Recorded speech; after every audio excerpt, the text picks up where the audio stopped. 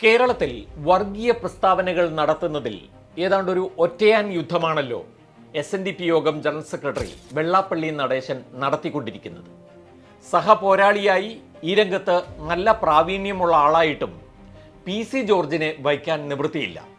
കാരണം വെള്ളാപ്പള്ളിയുടെ പോരാട്ടം ക്രിസ്ത്യാനികൾക്കും കൂടി എതിരെയാണ്. ആ പ്രമാണിയുടെ ലക്ഷ്യം ഈഴവപ്പടയാണ്. പക്ഷേ ഇദ്ദേഹം സ്വരുക്കൂട്ടിയിരിക്കുന്ന പടക്കോപ്പുകൾ വെറും കളിക്കോപ്പുകൾ മാത്രമാണെന്ന് നമ്മൾ മനസ്സിലാക്കണം. വെള്ളാപ്പള്ളിയുടെ കടുത്ത വർഗീയതയ്ക്ക് മറുപടി പറയാൻ മെനക്കെടുന്നില്ല. എന്നാൽ നമ്മളെ ഭിന്നിപ്പിക്കാൻ വെള്ളാപ്പള്ളി ഉപയോഗിക്കുന്ന പ്രചാരണത്തെ ഖണ്ഡിക്കുന്ന ചില വസ്തുതകളുണ്ട്. അത് പറയും, പ്രചരിപ്പിക്കും. കേരളത്തിൽ മതാധിപത്യമാണ് എന്നതാണ് വെള്ളാപ്പള്ളിയുടെ പ്രധാന ആരോപണം. മുസ്ലിം ക്രിസ്ത്യൻ മതമേധാവികൾ സർക്കാരിനെ നിയന്ത്രിക്കുന്നു. അതുവഴി സർക്കാരിൻ്റെ ആനുകൂല്യങ്ങളെല്ലാം പോകുന്നത് ഈ മതവിഭാഗങ്ങൾക്കാണ്. ഹിന്ദുക്കൾക്ക്, പ്രത്യേകിച്ച് ഈഴവർക്ക് ഒന്നും കിട്ടുന്നില്ല. കേൾവിയിൽ തന്നെ അരോചകമായ അതിശയോക്തി അനുഭവപ്പെടുന്ന ഈ ആരോപണങ്ങളുടെ വാസ്തവമാണ് നമുക്ക് നോക്കേണ്ടത്. കേരളത്തിൽ സാമൂഹിക ശാസ്ത്ര രംഗത്ത് ഏറ്റവും മികച്ച പഠനങ്ങളിലൊന്നായി കണക്കാക്കുന്നത് കേരള ശാസ്ത്ര സാഹിത്യ പരിഷത്തിന്റെ കേരള പഠനമാണ്. 2004 പുറത്തിറങ്ങിയ ആദ്യ പഠനം കേരളത്തെക്കുറിച്ചുള്ള അടിസ്ഥാന ഗവേഷണ മാതൃകയായി പരിഗണിക്കപ്പെട്ടു. അത് മുൻനിർത്തി സാമൂഹിക പുരോഗതി ലക്ഷ്യമാക്കി പ്രവർത്തിക്കാൻ ഇടതുപക്ഷം തയ്യാറായി. ഇക്കഴിഞ്ഞ ജൂലൈ 16 കേരള പഠനം 2.0 പ്രകാശനം ചെയ്തത്.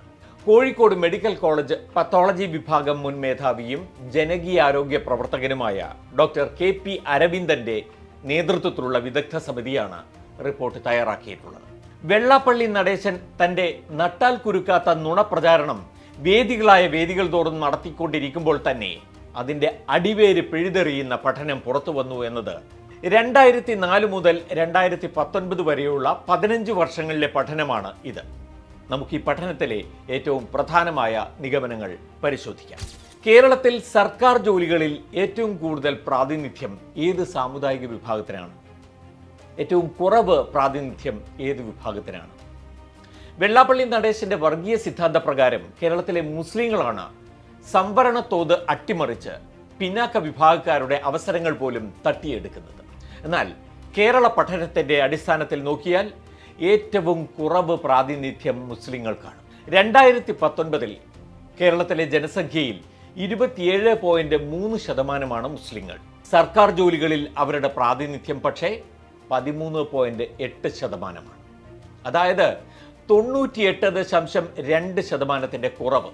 എന്നാലോ 31.2% ജനസംഖ്യയുള്ള ഹിന്ദു പിന്നാക്ക വിഭാഗത്തിന്റെ, ഈഴവർ അതിലാണല്ലോ ഉൾപ്പെടുന്നത്, പിന്നാക്ക വിഭാഗത്തിന്റെ പ്രാതിനിധ്യം 33.6%. അതായത് 7.1% അധികം.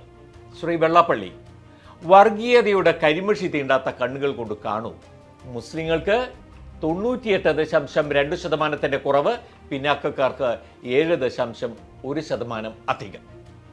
ഇത് 2019 കണക്ക്. 2004 ഇതിലും മോശം. അന്ന് കുറവ് 136%. 2019 മുതൽ 2025 വരെയുള്ള 6 വർഷത്തിൽ ഈ കണക്ക് മുഴുവൻ അട്ടിമറിച്ച് മുസ്ലിങ്ങൾ കുതിച്ചു കയറി മുന്നിലെത്തിയെന്ന് വിശ്വസിക്കണോ നമ്മൾ? ഇതേ കണക്കിന്റെ മറുവശം നോക്കൂ. ജനസംഖ്യയിൽ 15.2% വരുന്ന ഹിന്ദു മുന്നാക്ക വിഭാഗത്തിന് സർക്കാർ ജോലികളിലെ പ്രാതിനിധ്യം എത്രയാണെന്നറിയാമോ? 26.7%. അതായത് 43% കൂടുതൽ.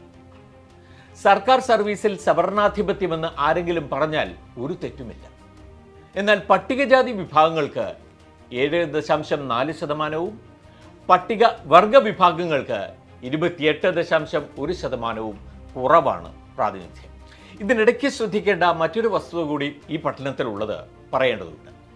സംസ്ഥാന സർക്കാർ ജോലികളിലെ പ്രാതിനിധ്യക്കുറവിനെ അപേക്ഷിച്ച് വളരെ ഞെട്ടിക്കുന്നതാണ് മുസ്ലിങ്ങൾക്ക് കേന്ദ്ര സർക്കാർ ജോലികളിലുള്ള അനുപാതം. വെള്ളാപ്പള്ളി നടേശൻ ശ്രദ്ധിച്ചു കേൾക്കണം. കേരളത്തിലെ കേന്ദ്ര സർക്കാർ ജോലികളിൽ മുസ്ലിങ്ങളുടെ പ്രാതിനിധ്യം 1.8%. അതായത് ജനസംഖ്യാനുപാതികമായി 1578% കുറവ്. എന്നാലോ മുന്നാക്ക ഹിന്ദു വിഭാഗത്തിന്റെ പ്രാതിനിധ്യം 123% അധികം. രാജ്യത്തെ മുസ്ലിങ്ങളുടെ വിദ്യാഭ്യാസ തൊഴിൽ മേഖലകളിലെ പിന്നാക്കാവസ്ഥ പണ്ടേ സച്ചാർ കമ്മിറ്റി റിപ്പോർട്ട് വഴി അറിഞ്ഞിട്ടുള്ളവർക്ക് ഇതിൽ അതിശയകരമായി ഒന്നുമില്ല. രണ്ടാമതായി തൊഴിലില്ലായ്മയുടെ തോത് പരിശോധിക്കാം. 2019 ഡാറ്റ പ്രകാരം കേരളത്തിലെ ശരാശരി തൊഴിലില്ലായ്മ നിരക്ക് 12.5%. ഇതിലേത് വിഭാഗത്തിനാണ് തൊഴിലില്ലായ്മയുടെ തോത് ഏറ്റവും കൂടുതൽ? സംശയം വേണ്ട, മുസ്ലിം വിഭാഗത്തിൽ 18.2%. 2004 നിരക്കിൽ നിന്ന് 1.7% വർധന. എന്നാലോ ഹിന്ദു പിന്നാക്ക വിഭാഗത്തിന്റെ തൊഴിലില്ലായ്മ നിരക്ക് കുറയുകയാണ് ചെയ്തത്. 14.3% നിന്ന് 13.6%. അവിടെയും ഹിന്ദു മുന്നാക്ക വിഭാഗമാണ് പുരോഗതി നേടിയിരിക്കുന്നത്. അവരുടെ തൊഴിലില്ലായ്മ നിരക്ക് 14.8% നിന്ന് 11.7% കുറയുകയാണ് ഉണ്ടായത്. മൂന്നാമതൊരു വിഷയം കൂടി, മുസ്ലിങ്ങൾ പെറ്റുപെരുകുന്നു എന്നൊരു അതിനീചമായ പ്രസ്താവന. അതിനോടൊപ്പം പെറ്റുകൂട്ടാൻ സമുദായത്തിലെ പെണ്ണുങ്ങളോട് ആഹ്വാനം. ഇങ്ങനെയൊരു അറുവഷളത്തരം കൂടി കോട്ടയം പ്രസംഗത്തിൽ വെള്ളാപ്പള്ളി നടത്തിയല്ലോ. കേരള പഠനം 2.0 ജനസംഖ്യാ കണക്കുകളിലെ മാറ്റം കൂടി പ്രതിപാദിക്കുന്നുണ്ട്. നോക്കൂ, ഹിന്ദു പിന്നാക്ക വിഭാഗത്തിലെ ജനസംഖ്യാ വളർച്ച 15 വർഷം കൊണ്ട് 28.5% നിന്ന് 31.2%, അതായത് 2.7%. മുസ്ലിം ജനസംഖ്യ കൂടിയത് 26.9% നിന്ന് 27.3% മാത്രം, അതായത് 0.4% മാത്രം. 2019 മുതൽ 25 വരെയുള്ള കാലത്ത് ഇതിനെ അട്ടിമറിക്കുന്ന ജനസംഖ്യാ വർധന ഉണ്ടായെന്ന് ചിന്തിക്കാൻ മൂഢരാണോ നമ്മൾ? മുസ്ലിം സ്ത്രീകളെയും ഹിന്ദു പിന്നാക്ക സ്ത്രീകളെയും ഒരുപോലെ അവഹേളിക്കുകയായിരുന്നു ഈ വസ്തുതാവിരുദ്ധമായ പരാമർശം കൊണ്ട് വെള്ളാപ്പള്ളി. ഇവിടെ നമ്മൾ കാണേണ്ട ചില കാര്യങ്ങളുണ്ട്. SNDP യോഗത്തിന്റെ ജനറൽ സെക്രട്ടറിയായി 3 പതിറ്റാണ്ടായി പ്രവർത്തിക്കുന്ന വെള്ളാപ്പള്ളി നടേശൻ ഇപ്പോഴും ഒരു നോൺ സ്റ്റാർട്ടറാണ്. പറഞ്ഞു നടക്കുന്ന കാര്യങ്ങൾ അദ്ദേഹത്തിന്റെ അനുയായികൾ പോലും കണക്കിലെടുക്കുന്നില്ല എന്നത് വ്യക്തമാണ്. അദ്ദേഹം തോൽപ്പിക്കാൻ ആഹ്വാനം ചെയ്ത സ്ഥാനാർത്ഥികളെല്ലാം വിജയിച്ചതാണ് ചരിത്രവും.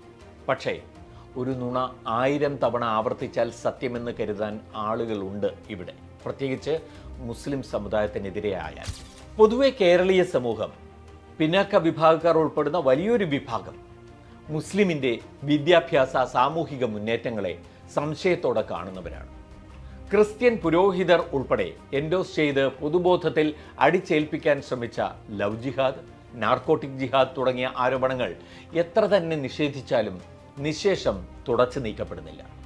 മുസ്ലിം ഭൂരിപക്ഷ ജില്ലയായ മലപ്പുറം കൂടി ചേർന്ന വടക്കേ മലബാറിലേക്ക് ചരിത്രപരമായ കാരണങ്ങളാൽ പ്രവാസി നിക്ഷേപങ്ങൾ വർദ്ധിച്ചതിനെയും അതിൻ്റെ ഭാഗമായുണ്ടായ സാമ്പത്തിക വികസനത്തെയും ദുരൂഹമാക്കി വെറുപ്പ് പ്രചരിപ്പിക്കാൻ കേരളത്തിൽ നടക്കുന്നത് ബോധപൂർവമായ ശ്രമമാണ്.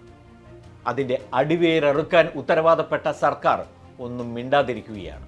എന്ന് മാത്രമല്ല, VN വാസവൻ എന്ന സീനിയർ മന്ത്രി നടേശന്റെ തൊട്ടടുത്തിരുന്ന് പറയേണ്ടത് ധൈര്യപൂർവ്വം പറയുന്ന മഹാനാണ് വെള്ളാപ്പള്ളി എന്ന് പ്രശംസിക്കുന്ന അശ്ലീല കാഴ്ചയും കേരളത്തിന് കാണേണ്ടി വന്നു. വാസവനെ പറഞ്ഞിട്ട് എന്ത് കാര്യം?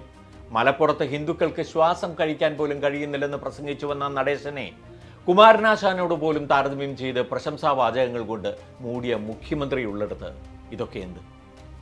പക്ഷേ ശ്രീനാരായണ തത്വങ്ങളിൽ വിശ്വസിക്കുകയും അത് പാലിച്ചു പോരുകയും ചെയ്യുന്ന മനുഷ്യരെ വെള്ളാപ്പള്ളി നടേശൻ പ്രതിനിധാനം ചെയ്യുന്നില്ല എന്നിടത്താണ് നമ്മുടെ പ്രതീക്ഷ. ഒരു ഉദാഹരണം മാത്രം പറഞ്ഞു നിർത്തും. മുസ്ലിങ്ങളെ പ്രിയ സഹോദരരായി ശ്രീനാരായണീയർ കാണുന്നു എന്നത് മാത്രമല്ല, കരുണാവാൻ നബി മുത്തുരത്നമോ എന്ന് അനുകമ്പാ ദശകത്തിൽ പാടിയ ശ്രീനാരായണ ഗുരുവിൻ്റെ പിന്മുറക്കാരായ മുനിവര്യർ ആ പൈതൃകം ആത്മീയമായും പിന്തുടരുന്നുണ്ട് എന്നതാണ്. ഞാനൊരു പുസ്തകം പരിചയപ്പെടുത്താം. 100 ദൈവനാമങ്ങൾ എന്നാണ് അതിൻ്റെ പേര്. സ്വാമി മുനി നാരായണ പ്രസാദാണ് എഴുതിയത്. അദ്ദേഹം എഴുതിയതുകൊണ്ട് ഇതൊരു ഹിന്ദു ദൈവനാമങ്ങളെക്കുറിച്ചുള്ള പുസ്തകമാണെന്ന് ധരിക്കേണ്ട.